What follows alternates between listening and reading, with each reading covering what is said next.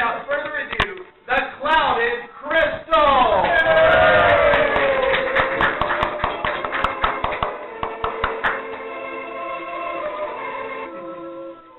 Sir Arthur Conan Doyle, creator of Sherlock Holmes and Harry Houdini, world's greatest magician and escape artist, are dear friends, although the issue of spiritualism often causes them to argue.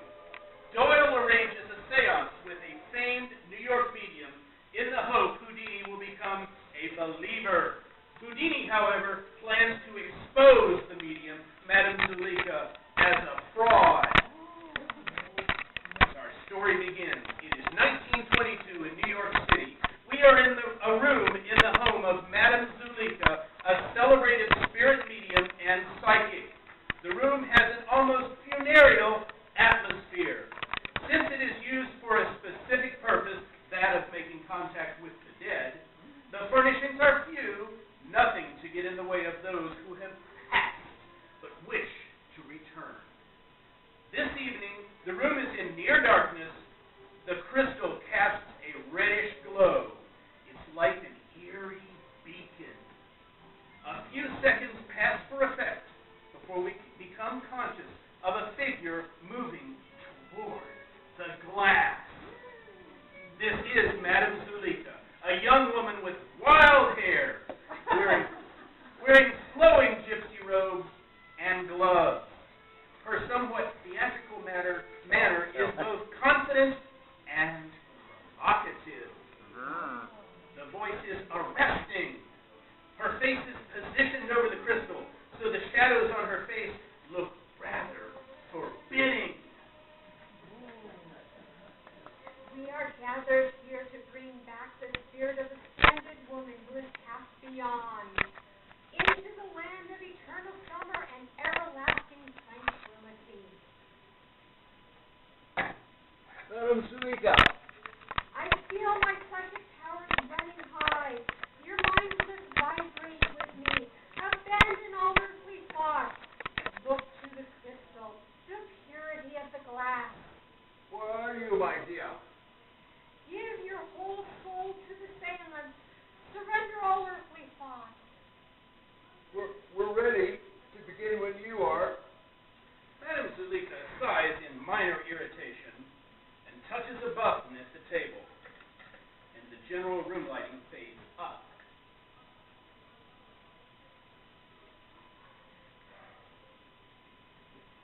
I'm here, Sir Arthur. Sir Arthur Conan Doyle, medical doctor, novelist, historian, social crusader, creator of the modern detective story and of Sherlock Holmes, enters. Beyond middle years, he's an affable individual, every inch a gentleman, kindly and considerate.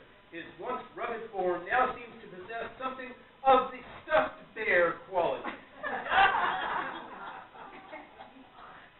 An avowed spiritualist for the past 5 years, he is quite at home in a world of mediums and psychic research.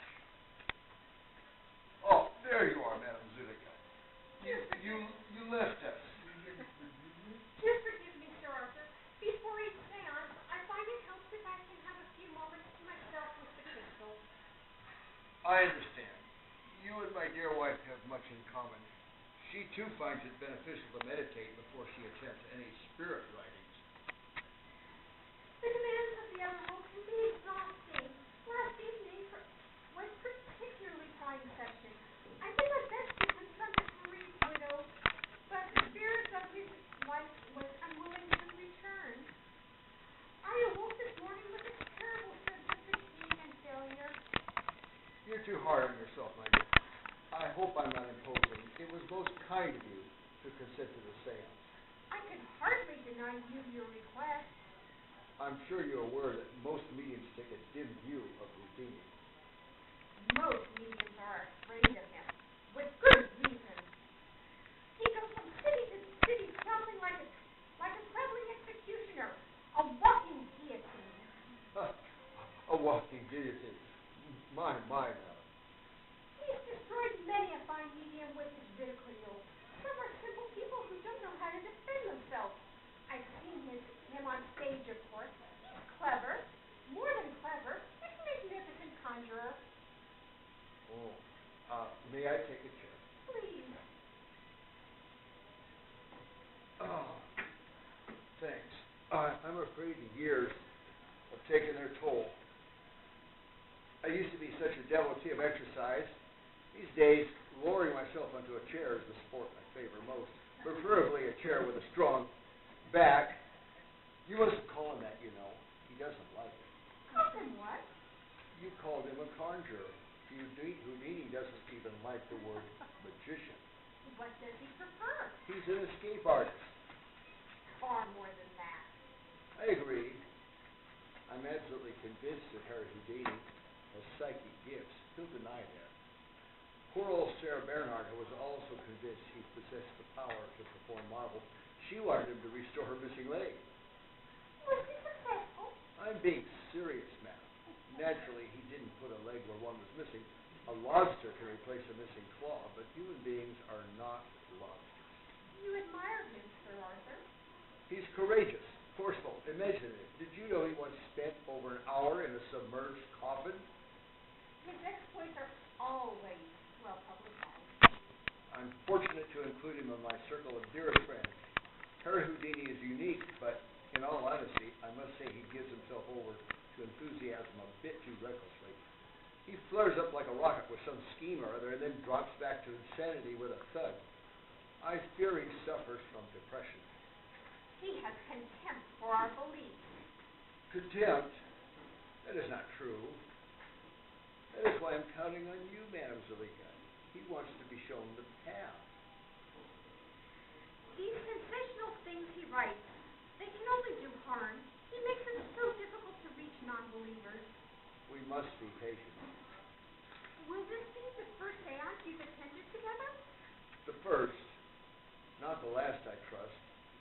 He wrote to me in England when he knew Lady Doyle and I would be spending some time in Atlantic City. Specifically, he asked if I would arrange a seance with the American medium I had the greatest faith in. I'm flattered. Then you don't think he wants to subject me to ridicule and scorn? Dear me, no. Those others were fakers, madam. Frauds.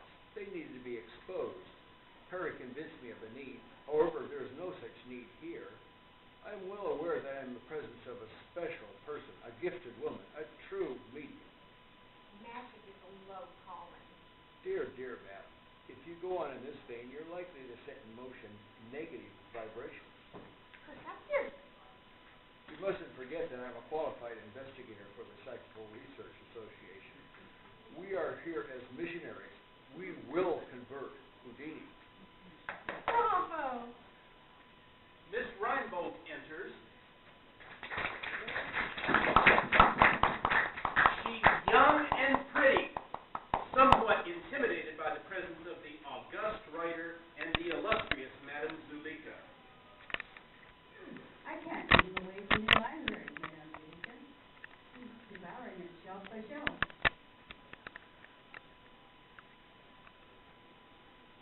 Harry's a great reader on the subject. No doubt. I've heard so much about you, Madame. I've never been in a house like this. It's a house like any other, Miss Reinbold. On the outside, maybe. But a whole library devoted to the supernatural? So many rooms? Oriental statuary and Egyptian relics? Drapes instead of wallpaper? Soft music in the least expensive. So many dim lights. It's like another world. The spirits prefer things to be restful. I used to have cats, but too many in need of comfort were allergic, and sneeze at the wrong moment could have disastrous results. Must be quite a thrill being an assistant to the great Houdini, the man who walks through walls. Yes, it is, yes. How does he manage that illusion? I don't know. Please take a seat. Remember, you can hardly expect the magician's helper to betray a confidence. Escape artist, my dear. Remember, he's sensitive on that point. How wonderful it must be to be Harry Houdini. You surprise me, Sir Arthur. How so? You sound envious. I suspect I am. In some small way, I'm only a boy at heart. Most men are. I suspect Harry is as well. I I know what Sir Arthur's meaning. It's almost as if Houdini were an ordinary mortal. Exactly. Imagine spending one's life escaping from straitjackets and giant milk cans. You'll pardon me, Sir Arthur, but I find that sort of thing exhibitionism vulgar. Not at all. It's pure enchantment. His is a life of wonder, a page torn from the Arabian Nights. The Chinese warder, torture cell, failure means a drowning death. Better in a prison than a heavily weighted iron-bound box. Houdini frees himself in minutes. Buried alive. Trapped in a sealed mailbag. Popular prices. Oh, Negative vibrations, my dear. Exactly what is it you do for for Professor Houdini? you? In his stage act. I assist. In what fashion? Fashion? Yes. I hand him things. What kind of thing? Handcuffs? Yes, handcuffs. Mirror boxes. I think so. You can't say for certainty? Pigeons. Pigeons? I hand him pigeons. Oh, I'm fond of pigeons. You recall, Madame Zaliga, my strenuous campaign against the slaughter of birds for decorations on ladies' hats? You should have read my mail. I had no idea there were so many angry milliners in the world. Odd occupation for a young woman, passing pigeons to a magician. Forgive me, Sir Arthur, passing pigeons to an escape artist. Mustn't badger her, madam. Despite what she says, I think our hostess is trying to discover the solution to one of Houdini's marvels. Watch her. You're in the presence of a most exceptional female. I suspect Miss Rheingold was hired to add a touch of color to the performance. Pretty girls standing around fetching costumes, fringe and sequins. That's it. I'm little more than a chorus girl who doesn't dance. Have we met before? I don't think so. Perhaps.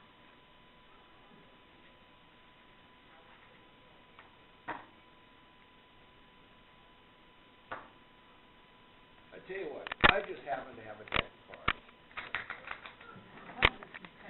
Go ahead, Miss Rheingold. Pick a card, any card. Really, Sir Arthur, You don't approve of card tricks? this is hardly the time. I was under the impression we were here for a serious purpose. You're quite right. Please accept my apology. You'll both excuse me. I must compose my thoughts. I understand.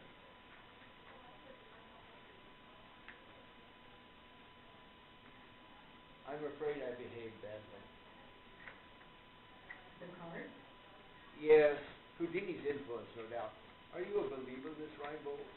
I'm curious about spiritualism. Aren't most people? That's why Houdini suggests I come along. A true medium like Madame Zaliga is highly sensitized, attuned to rhythms that most of us can neither share nor comprehend. A single unsympathetic gesture or idle comment is capable of disturbing those rhythms. It was unthinking of me to take out those cards. Madame Zaliga understands that she didn't mean any harm. Oh, but do the spirits. Spirits can be capricious. This is an enormous treat for me, Sir Arthur, meeting you. How kind of you to say so. I'm a great fan of Sherlock Holmes. Oh, him. You must read some of my other books. They're far more interesting, I assure you. I hope you won't be offended. Yes. Do you really believe that Angelica will be able to contact the spirit of her mother? I know she has a fine reputation, and people swear by her predictions, but You're skeptical because you're not yet a believer. With faith, all things are possible. Some time ago, Madame Zaliga received a positive vibration from the mum. the what? I never called my mother anything but the mum. It fit her to perfection. A remarkable woman, not unlike our hostess in some ways. You must miss her. The mom has only passed. She resides in the spirit heaven, always nearby, always with me, always watching. A belief like that must give you consolation. A consolation I wish to share with Houdini. He's never gotten over the demise of his lovely mother. You met her? Never. We shall meet one day. Harry never stops talking about her. She was his inspiration. He mourns, poor fellow. You see, young lady, the life in the hereafter is an existence of the mind. Here on earth, it's an existence of the body. I never thought much about it. Then start to think about it. I'll send you some of the material I've written on the spirit heaven. The dead live in communities, you know. I didn't know. It's quite true. They devote their time to the arts. For them, food, sex, and money no longer matter. In fact, such things no longer exist. Everything is spiritual, holy, pure. No wonder we envy the spirits. We do? I mean, we do, don't we? If Houdini could only believe in the spirit heaven, I know it would give him peace.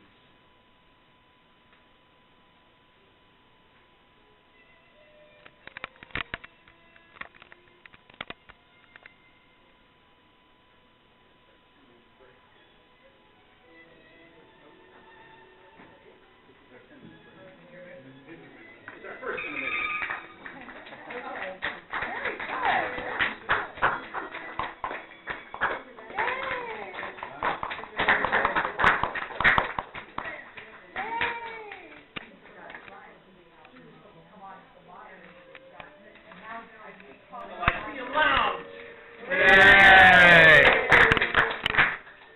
Houdini strides into the room. Come on! He strides in with the gait of a showman. Obviously, he's overheard part of the conversation. In one hand, he carries a book. Houdini is many, many years the junior of Sir Arthur. He's short, muscular, and intensely alert, radiating vitality and aggressiveness. From the moment of his entrance, we are aware of a penetrating mind and an electric personality. He can be, by turns, impulsive, impolite, infuriating, conceited, daring, persuasive, appealing, and ruthless. He's clever, dogmatic, my kind of guy. Beneath his outward show is the spark of a street fighter, a man who attacks as defense against being attacked. He constantly comes up with ideas that are outlandish, and he's dismayed when others don't share his vision or excitement. He does admire Sir Arthur immensely. The two are joined in a mutual admiration society. Professionally, each stands in awe of the other. Doyle, the gentle bulldog. Houdini, the cunning terrier. Sir Arthur, you are a mixture of wisdom and folly. You, Harry, are a combination of illusion and disillusion. And where is the resident spookist? We won't get anywhere if we set up metal roadblocks. Madame Zalika is a highly respected medium. Well, she's had an excellent press. She won't take just any client. Only the well-heeled. That isn't what I meant. If she feels she cannot help a person, she will tell him so. Hundreds and hundreds of people try to see her each year, but it's not possible. So you see, Harry, we're blessed. Well, I'm grateful, but I see no reason why the woman should be treated as a saint. Harry, please. I met another highly respected medium only last week. Her clients included senators, preachers, and school teachers. She was able to materialize ectoplasm. That's not easy to do. Especially since she had to do it through her nostrils. I wonder, Miss Reinbold, if you'd be kind enough to get the small photograph of the mom. It's in my briefcase in the library. I'd like a few words with Harry, if you wouldn't mind. Of course. She's a charming young lady. I think she dotes on me.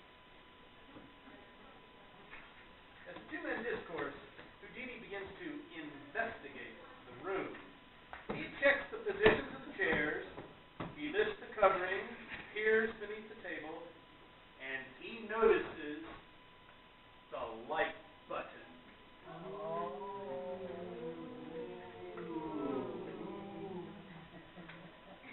Bum, bum, bum. Harry, you placed me in an awkward position. You did ask that I arrange this seance. I don't wish any animosity between you and Madame Zalika. She's a friend, as you are. This is her home. You can be abrasive and unthinking. I know you don't always realize it, but it shows through on occasion. Sir Arthur, you are a treasure in my life. I would never do anything to embarrass you. It's not a question of embarrassment. If you come to this seance wrapped in skepticism, you'll derive no benefit. There is always some benefit for Houdini. You're a gentle knight, Sir Arthur, jousting bravely in a hopeless cause, I'm afraid. You must try to believe. Oh, my desire to believe is almost worn out. Only because you resist. Queen Victoria was a believer. Victor Hugo. So many others.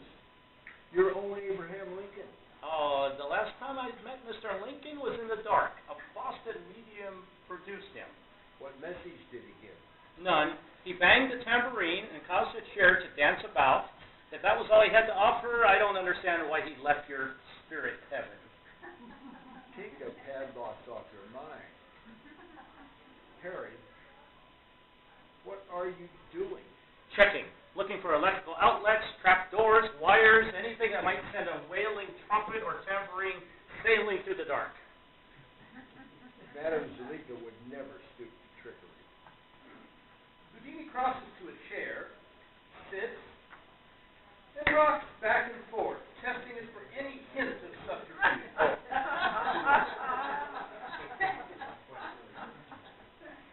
Never stoop to trickery, huh? That's what they said about the ectoplasm lady. Well, nothing false about this chair. I was able to duplicate her feat with 3 essential ingredients: the lung of a chicken, a luminous paint, and a gullible audience. Perhaps, Harry, it might be wise to postpone the seance. I'm sorry, old friend. I admit I'm hostile to mediums. I keep going to them hoping I'll be proven wrong. Why not go to them hoping you'll be proven right? In other words, a man can make himself believe anything if he works at it hard enough. I would do anything to put your doubts to rest. Houdini is genuinely touched. He stands, puts a hand to Doyle's shoulder. I've never known a man as kind as you, Sir Arthur. You're like a father to me. I like to think of you as a son, Harry, but I don't wish to be presumptuous. You never could be. Not with me. I had doubts. For a long time, you know I lost my son during the war. Kingsley. He was like you, Harry. Quick, sharp mind, clever. I do believe I would have broken completely except for my faith. I very nearly lost it when I got the news. I went to a medium in Charing Cross, and he was able to tell me things that only Kingsley and myself could have known. I wasn't depressed, Harry. I was elated. No grief, no remorse. Kingsley was happy, and so was I. I vowed I would spend the rest of my life trying to bring the world the consolation of spiritualism. I think the world is more grateful for Sherlock Holmes. Oh, awful. Awful. Why won't he leave me in peace? Forgive me. Let's forgive each other and start anew. Yes, yes, by all means. Here's Miss Rainbow. I can come back in a few minutes, if you like. No. Come in, Miss Rainbow. Sir Arthur and I have had our little talk. Is this the photograph? Yes. This is the mom. May I see? By the way, that is a real picture of Doyle's mother, by the way. Oh. Yes, you see that Voice picture? is coming from her. Her name was Mary. My mother's name was Cecilia. My mother's name was Opal. Houdini and Doyle clear their throats as they give her a somewhat offended look, as if the mother talk was not meant for an outsider. Sorry.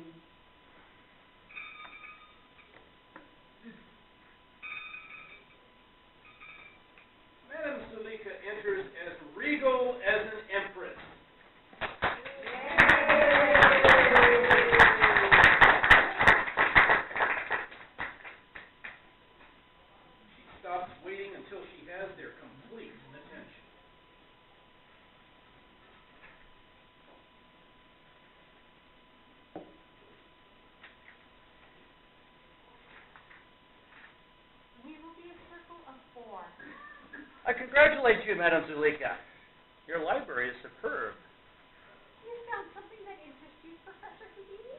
This book on Count Caligari, a first edition. Count Caligari? A master charlatan. The 18th century had none better. He's my favorite character, next to Sherlock Holmes, naturally. That goes without saying.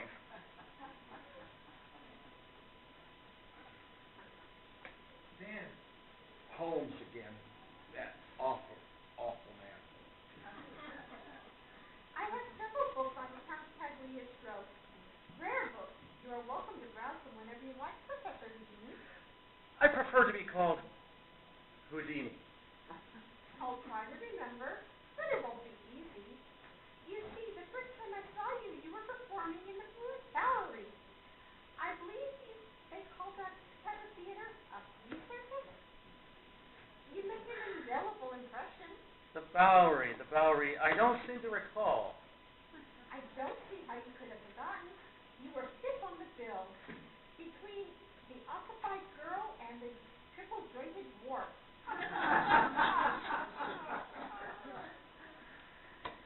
Shall we be seated? Sir Arthur to my right, Miss Reinhold to my left. Houdini fixes Madame Zuleika with an appraising glare. He didn't like her recollection. Still, he's aware that she's likely to prove a capable adversary, and a grudging admiration is surfacing. He sits to the right of Sir Arthur. Ordinarily, I would select a few personal items from each of my guests, place them in the black cloth bag, and from Detective each, I would impart some information that might help in the coming days. However, this evening, I think we can dispense with that. We don't get the full bag of tricks, eh? Tricks are the domain of magicians, Professor Houdini. I object. Harry, madam, we must have calm waters. I think, too, that since we're so few in number, we might dispense with the song. Unless you insist, Sir Arthur. We can dispense with the song. For your knowledge, Miss Reinhold, a medium guided by control spirit. In my case, the control spirit is a 15th century glass blower, Hans Hoffman. Unfortunately, his was not a pleasant death. What did he die of? Plague. Oh. It was Hans who made this crystal clear as polar ice. This will be a black band in the dark. There must be no light of any kind. The spirits will not tolerate it, not even a single match. You understand, Miss Reinhold? I understand. Agreed.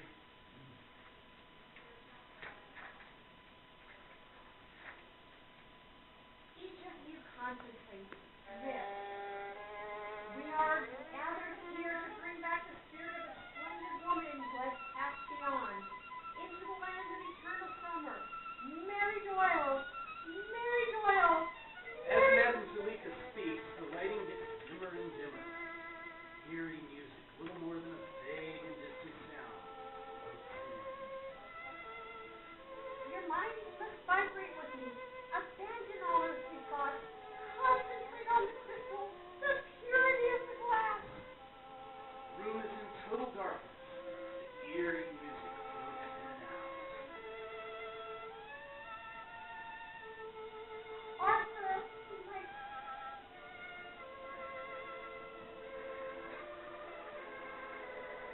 Arthur, my son. All is well. I am happy, content, at peace.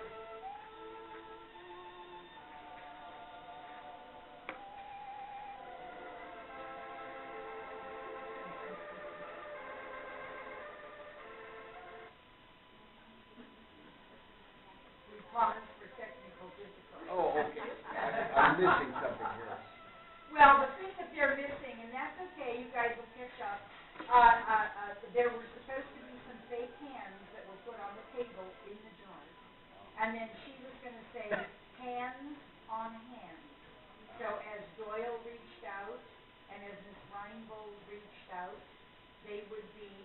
And then the hands are on the bride's chair between you guys. And yeah, you found them? Okay, good. So, yes, my grandson stuck those for you. So, anyway, Sorry, I Alright. lost one of my that's, glasses. So we that's just okay. back right up and So we're doing the hands on hands. Because that'll come up later and then you'll wonder why. Hands on hands. Touch the hands of each side of you. Do not break the circle. Hans Hoffman. It is I, Madame Zulika. I received the news of his dear mother, her mom. Hans Hoffman, give us some sign that you are near. Try again, madam, please. Hans Hoffman, give us some sign that you are near.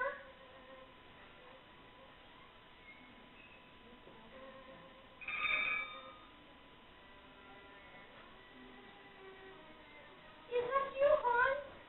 Once for yes, twice for no.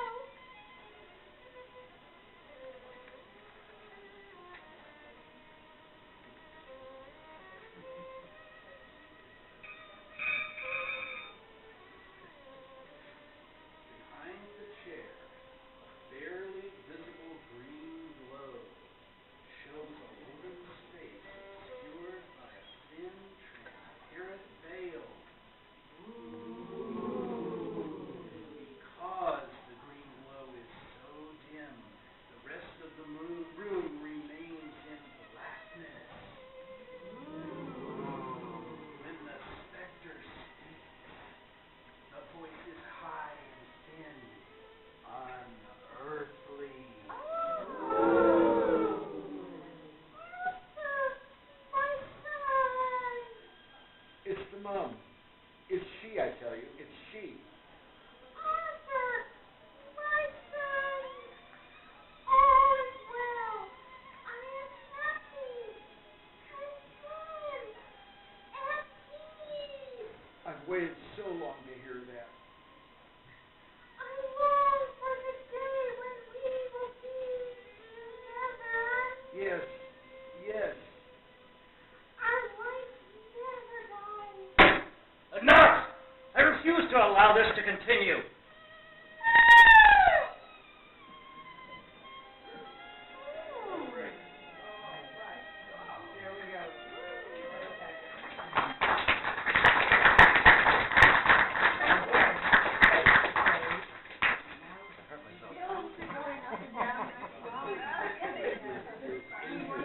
Delicate.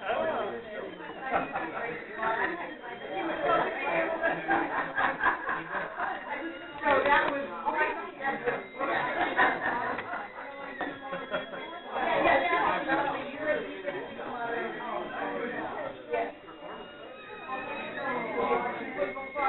I'm sorry.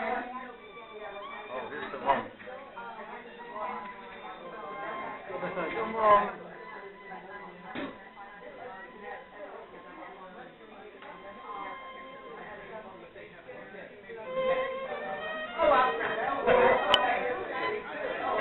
I owe her for a tapioca, but this one was paid for. Yeah.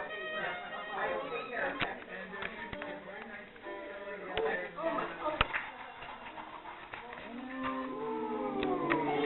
Okay. Paging. Yeah, events is just the setting needs to change the setting on the camera.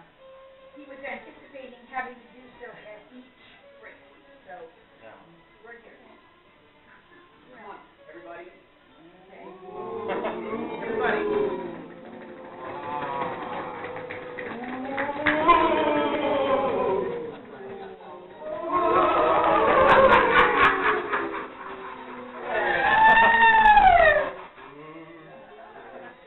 Okay, now remember, Houdini has just turned on the light. Miss Reingold has just screamed. Madame Zulika is caught in the act, as it were, over there with the veil and the flashlight. Okay. Houdini is discovered standing, Ah! his hand on the light button at the table. Ah!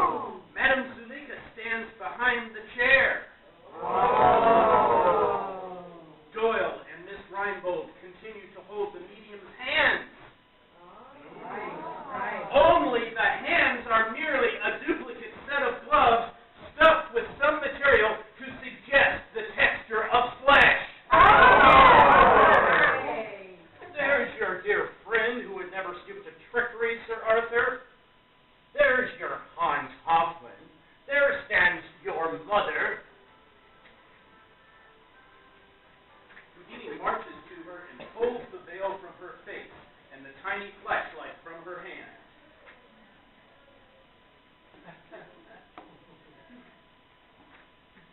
A pathetic performance, Madame Zulika. I expected better. Cheesecloth to suggest the spirit membrane. A flashlight with a green bulb to suggest the other world. And just look at these phony hands on the table to prove she never left. Just a pair of duplicate gloves, stuffed for the occasion. You felt so real. She put them on the table in the dark and then requested that we put hands on hands. You checked the table, Harry. There were no hands. The simplest of all, Sir Arthur, she carried them in under her gown. A rank amateur could have done better. I'm sorry, Sir Arthur. I should not have consented to do the seance. Physically and mentally, I'm exhausted. I thought if I could give you a measure of comfort, it would suffice for now, and then, at a later time, when my powers were stronger, we might try again. There was no malice in my actions. No malice, only fraud. You're in no position to speak of fraud, Professor. You're not going to accept her childish explanation. Seems perfectly valid to me, Harry. Madame Zulika had a trying seance last evening. If you must know, even her little charade gave me a measure of consolation. Consolation? Will nothing convince you that spiritualism is nonsense? The Professor spoke of fraud. He is the fraud. He promised there would be no light, and he broke that promise. He told you he came here in that spirit of openness, to believe, not disbelieve. Yes, that's true. He's a liar. He betrayed you. Harsh words, madam. Then let's ask Miss Reinbold. She says she admires you so much. Absolutely. You're a reporter, Miss Reinbold. No, my dear. She works on the stage with Harry. I can smell a reporter on the far side of the moon, especially a cub reporter. Was this to be your breakthrough, Miss Reinbold? The story to give you a byline? Tell her. You're not a reporter, Miss Reinbold. I wish I could, Sir Arthur. Take it along to write a story of how Houdini once again has exposed a fraud, a thief, a trickster. He knew I would never consent to dance, but if you asked, Sir Arthur. Oh, Harry. That was wicked. There's an unusual story for you, Miss Reinbold. Not that Madame Zulika has proven false, because she hasn't, but Houdini values friendship so little.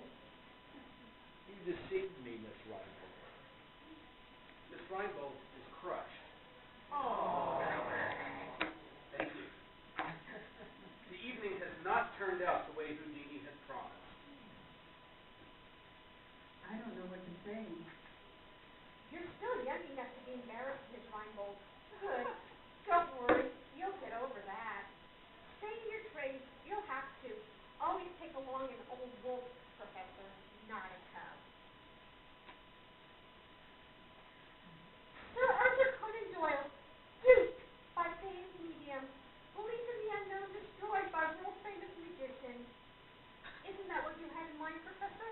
What I had in mind was to save Sir Arthur from people like you. You could have done that without the reporter. I'm quite capable of taking care of myself, Harry. Sir Arthur, I wouldn't write anything that was damaging or unfriendly.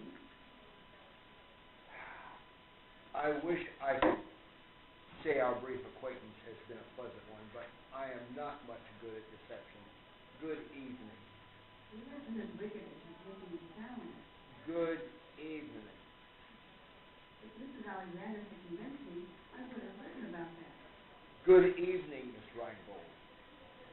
Miss Reinbold starts to say something further and realizes it's pointless. Doing her best to maintain some dignity, she exits. Oh. I have proven that she's a fake. You